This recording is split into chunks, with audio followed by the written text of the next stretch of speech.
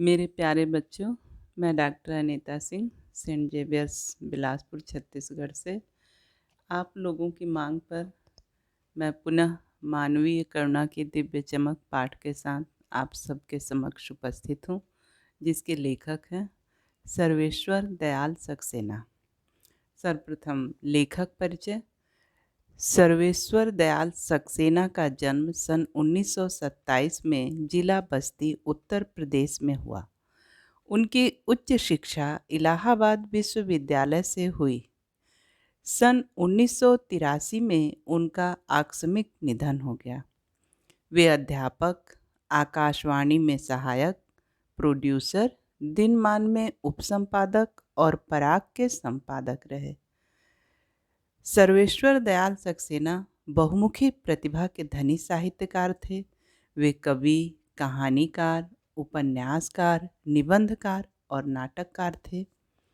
मानवीय करुणा की दिव्य चमक संस्मरणात्मक शैली में उन्होंने लिखा है और संस्मरण स्मृतियों से बनता है। स्मृतियों की विश्वसनीयता उसे महत्वपूर्ण बनाती है।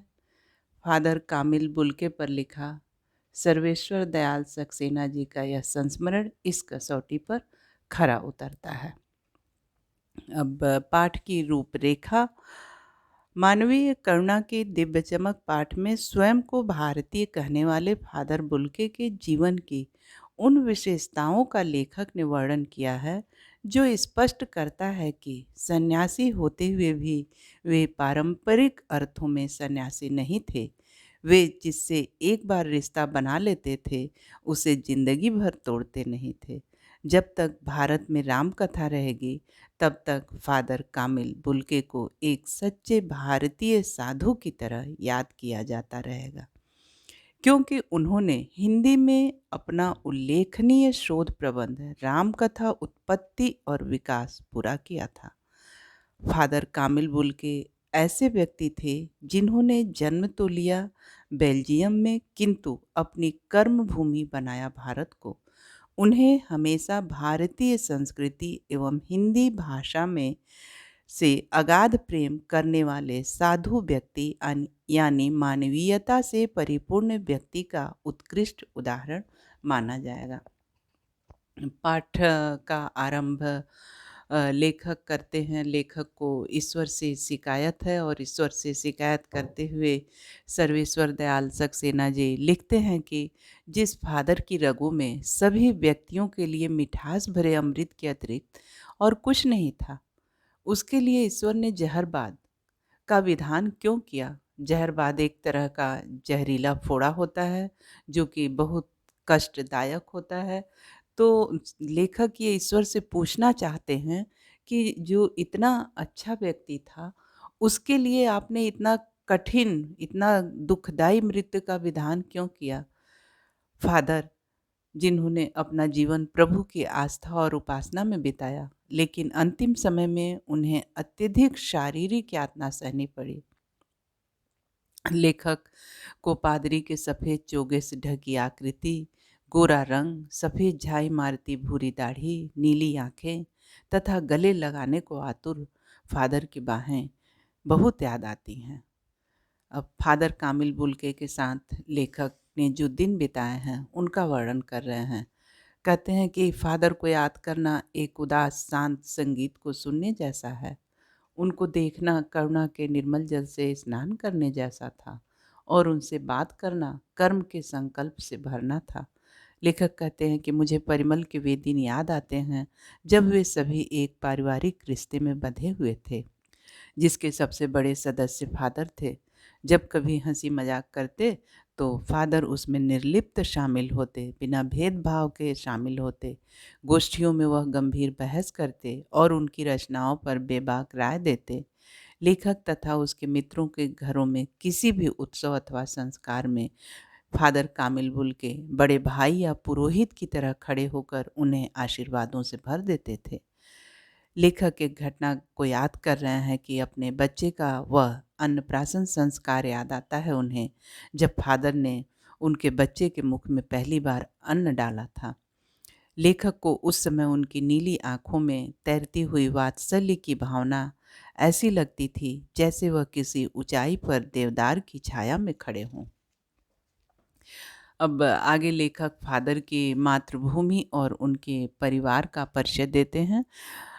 फादर जब बेल्जियम में इंजीनियरिंग के अंतिम वर्ष में थे, तब उनके मन में सन्यासी बनने की इच्छा जागी। जबकि उस समय उनके परिवार में 2 भाई, 1 बड़ी बहन, माँ और पिता सभी थे। उनकी जन्मभूमि का नाम रेम्स चैपल था। उन्हें अपनी माँ की बहुत याद आती थी। फादर अपने अभिन्न मित्र डॉक्टर रघुवंश को अपनी माँ की चिट्ठियाँ दिखाया करते थे।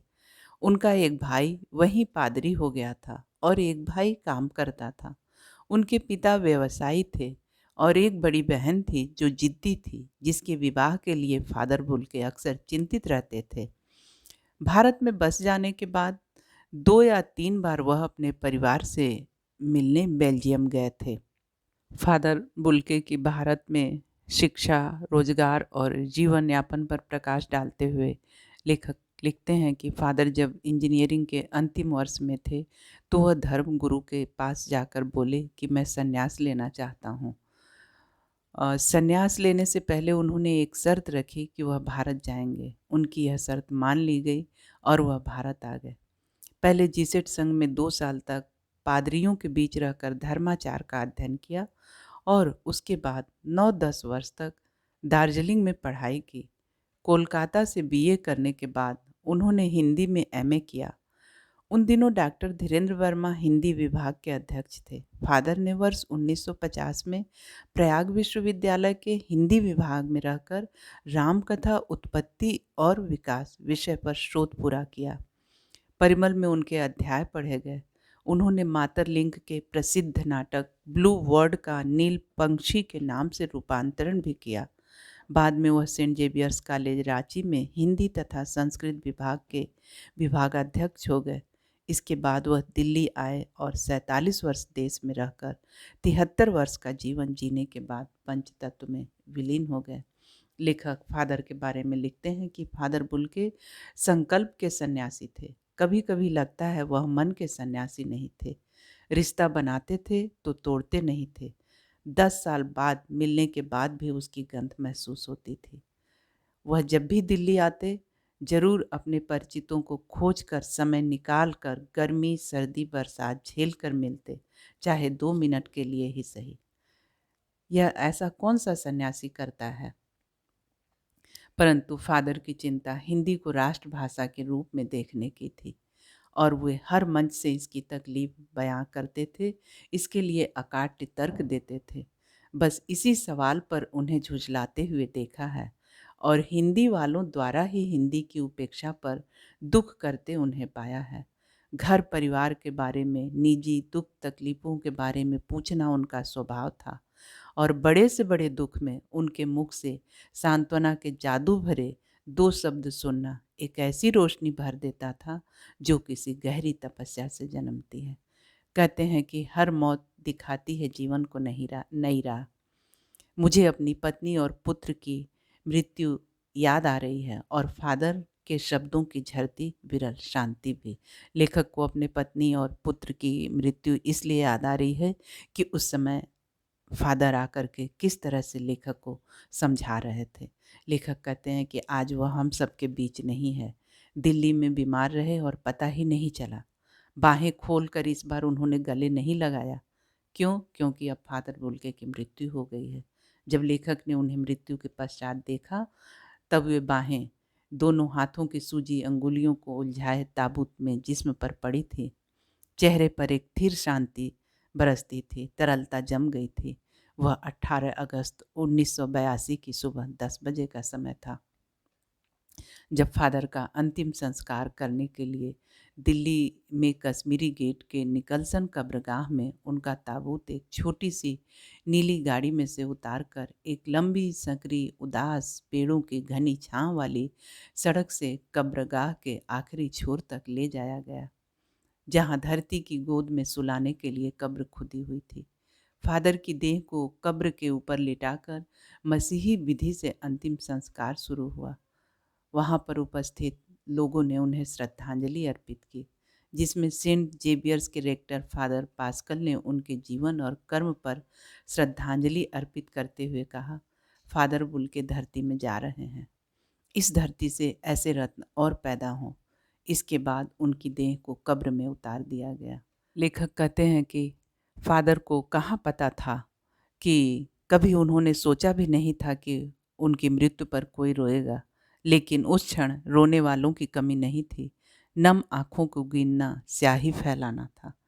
इस तरह हमारे बीच से वह चले गए, हम में से सबसे अधिक छायादार, फल फूल गंध से भरे और सबसे अलग, सबका होकर सबसे ऊंचाई पर मानवीय करुणा की दिव्य चमक से लहलहाता खड़ा था, जिसकी स्मृति हम सब के मन में, जो उनके निकट थे, किसी यज्ञ की पवित्र आग की आँच की तरह आजीवन बनी रहेगी। मैं उस पवित्र ज्योति की याद में श्रद्धानत हूँ। इस तरह पाठ समाप्त होता है। उम्मीद करती हूँ कि आप लोग को यह पाठ समझ में आ जाएगा, आ गया होगा